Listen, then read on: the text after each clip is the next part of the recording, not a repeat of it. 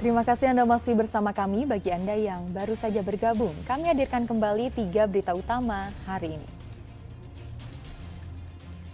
Dampak gempa Sumedang, puluhan bangunan sekolah dari tingkat PAUD hingga sekolah menengah pertama rusak.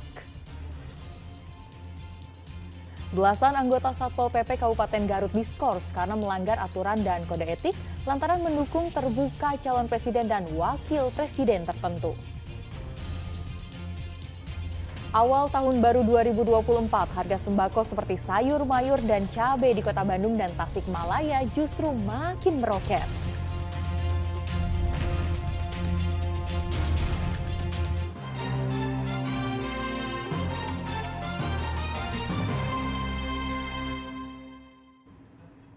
Kita ke informasi selanjutnya. Satu truk bermuatan baja ringan jatuh ke dalam jurang saat melintas di Jalan Puncak Ciloto, Kabupaten Cianjur. Akibat insiden itu, sopir truk luka ringan sedang sangkernet mengalami luka berat.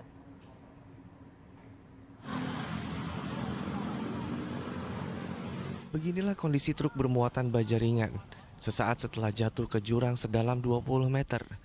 Bagian depan truk ringsek usai membentur tebing di dasar jurang. Kecelakaan ini terjadi saat truk melewati Jalan Raya Puncak Ciloto Cianjur. Saat melintas di jalan tersebut dari arah Bogor menuju ke Cianjur, truk bermuatan baja ringan bertemu dengan truk box. Tepat di jalan menikung dan menurun, truk baja ringan menabrak truk box yang ada di depannya. Sopir kemudian membanting setir ke arah kiri hingga kendaraan yang dikemudikan jatuh ke dalam jurang. Akibat kecelakaan, sopir truk mengalami luka ringan sedang kernet truk luka berat. Diduga sopir truk bermuatan baja ringan mengantuk sehingga tidak bisa menguasai kendaraannya.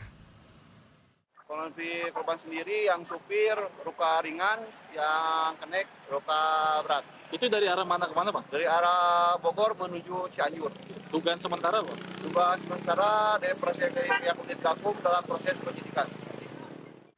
Kedua korban dirawat di RSUD Cimacan. Truk yang berada di dasar jurang berhasil diangkat menggunakan bantuan mobil derek.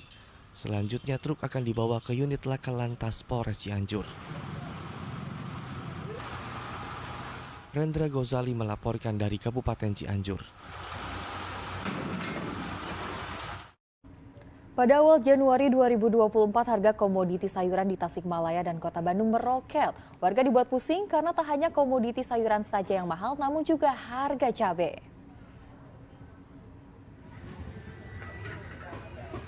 Sejumlah komoditi sayuran di pasar induk Cikurubuk merangkak naik. Kenaikan terjadi pada tomat, daun bawang, bawang merah, serta bawang putih. Tomat yang semula dijual seharga Rp14.000 per kilogram, kini harganya Rp18.000 per kilogram, naik Rp4.000 per kilogram. Begitu juga dengan daun bawang, kini harga daun bawang dibanderol Rp22.000 per kilogram. Lukman, pedagang sayur keliling, bingung saat berbelanja di pasar karena harga sayuran naik. Ia mau tak mau mencari penjual sayuran yang harganya lebih murah. Karena jika harga beli sayuran sudah tinggi, keuntungan Lukman otomatis menipis. Ya biasanya kan 14.000 kemarin. Kemarin. Sekarang berapa tadi? 18. 18 ya. Gimana ini nggak jadi beli? Ya mau nyari lagi ya. Nyari lagi. Memang kalau 18 terlalu mahal kan? Dijual lagi susah atau gimana? Iya, dijual lagi. Soalnya dijual di warungan ya Kang ya? Enggak. Di iderkan. Oh keliling. Oh sayur keliling gitu. Harga bawang merah yang semula hanya Rp18.000 per kilogram kini terbang bebas menjadi Rp35.000 per kilogram, naik hampir 100%. Menurut pedagang, kenaikan harga komoditi sayuran disebabkan karena faktor cuaca. Pasokan berkurang karena sudah masuk musim hujan yang menyebabkan tanaman sayuran membusuk. Informasinya mungkin dikarenakan belum musim panen raya, ketambah lagi musim hujan. Jadi kan kalau musim hujan jadi dampaknya busuk, lama prosesnya. Memang setiap kali musim hujan seperti ini. Iya, musim hujan. Kalau tani mah kalau musim hujan pasti. Harga komoditi sayur memang naik, namun di saat bersamaan harga cabai di pasaran justru turun. Cabai rawit hijau kini dijual seharga Rp25.000 per kilogram. Harga cabai domba Rp75.000 per kilogram. Harga cabai rawit merah Rp65.000 per kilogram. Dan harga cabai merah besar kini dibanderol Rp60.000 per kilogram. harga komoditi sayuran di pasar tradisional Kosambi, Kota Bandung juga naik. Seperti tomat.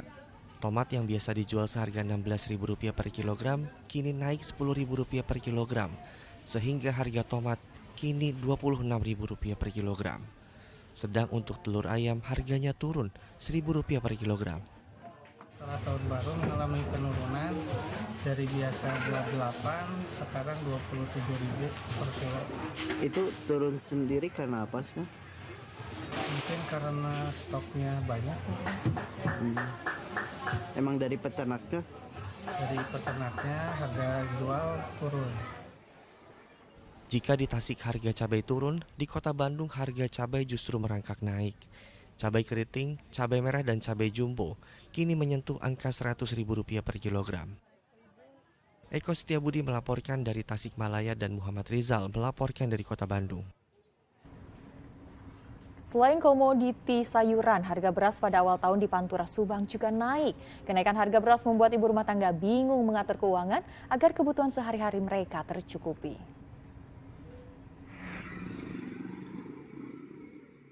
Memasuki awal tahun, harga beras di Pantura Pamanukan Subang tak juga turun. Harga beras bahkan cenderung naik. Di tingkat grosir, harga semua jenis beras naik hingga Rp20.000 per kuintal. Beras dengan kualitas bagus yang sebelumnya dijual seharga Rp1.320.000 per kuintal, kini harganya Rp1.340.000 per kuintal. Sedang beras dengan kualitas medium yang sebelumnya dijual seharga Rp1.240.000 per kuintal, kini dibanderol seharga Rp1.260.000 per kuintal. Untuk kenaikan per kintalnya 20.000. Premium dan medium? Iya, premium dan medium. Kenaikannya karena apa sih Om? Karena pergantian tahun juga, stok berasnya mulai sedikit panennya. Harga beras yang mahal membuat ibu rumah tangga putar otak. Mau tak mau mereka harus mengatur ulang pengeluaran uang belanja agar mereka bisa mencukupi kebutuhan sehari-hari. Agak kesulitan sih, memang kesulitannya susah bagi-baginya gitu. Kalau punya uang 50 kan yang punya anak makan susah. Bagi-baginya paling bisa beli beras liter setengah yang buat masak. Nanti yang lainnya mak ya udah biasa aja. Minta turun gitu, minta diturunin berasnya biar kejangkau yang belinya gitu.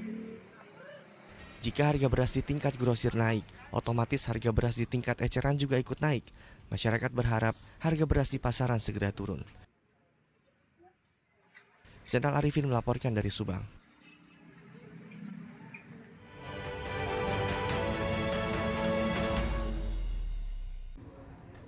Belasan anggota Satpol PP Kabupaten Garut diberikan sanksi skor selama 1-3 bulan karena terbukti memberikan dukungan terbuka terhadap pasangan capres-cawapres tertentu. Para anggota Satpol PP ini sebelumnya memposting video dukungan terhadap pasangan capres-cawapres nomor urut 2 sehingga menuai kritik keras dari berbagai pihak.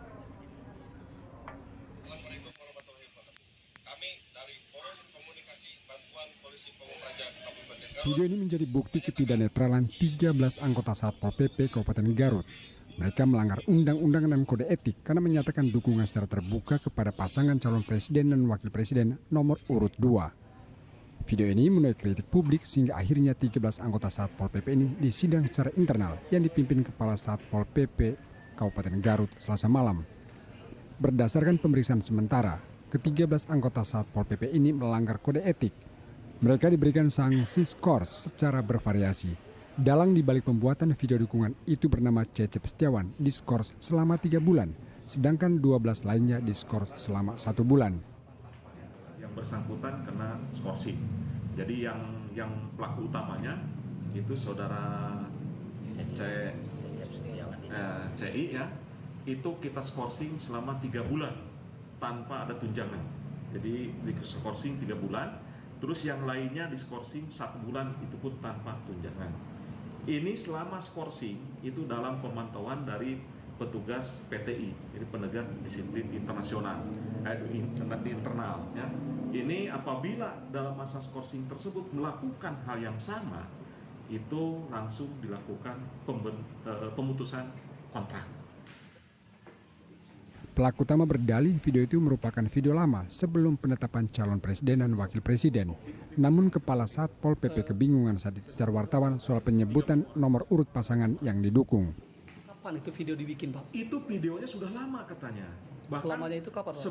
sebelum ada penetapan cawapres, ya? Capres pasangan itu belum Tahu ada nomor 2 dari mana, Pak, kalau itu sudah lama?